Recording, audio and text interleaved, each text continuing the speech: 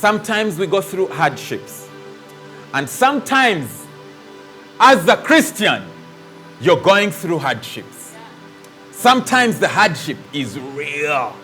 You're like, man, it's real. I'm dealing. Hardships are not always a sign of being out of God's call, unless you're out of God's call like Jonah. Sometimes, God will use those hardships to cause an awakening within you. I think of Jonah and Jesus. The Bible says that, Jesus was compared to Jonah. And there were many prophets. I kept asking, why would Jesus compare himself to Jonah? Now I know that Jonah was in the belly of the fish for 3, days, and Jesus was in the grave, for 3 days. Bible scholars will, argue it out and say, yeah, it makes sense. That was the only guy. But I kept thinking about this, that Jonah was actually, compared to Jesus for a particular reason. That while that storm came, Jonah was willing. He said, guys, I know the cause. I know why we are dealing with what we are dealing with. And the cause is simple. I am the problem. And I'm willing to give of my life that you might be okay. And that's exactly what Jesus did. He was willing to give of his life that we might be okay.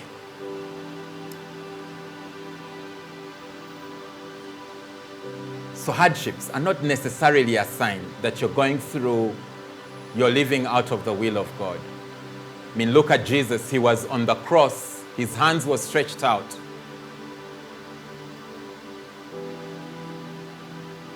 But he was in the will of God. The two guys, we can debate about that.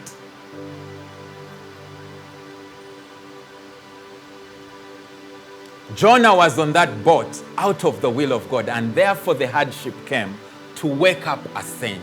Some of you, maybe God has been saying some particular pertinent things regarding your life. And he's waking you up. He's saying, if you will wake up, the ship will sail.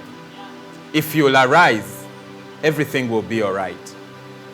If you'd step into your purpose, everything will be all right.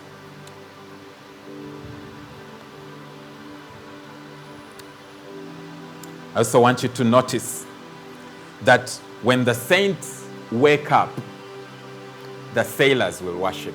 This is what the Bible says, that when Jonah was eventually thrown into the fish,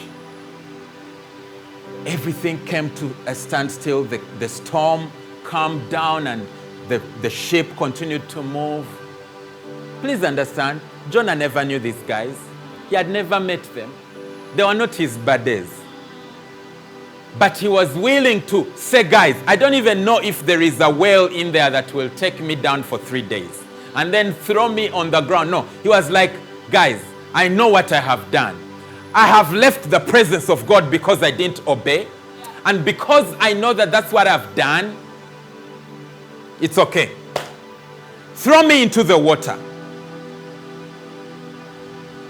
Let me die. You guys will be okay.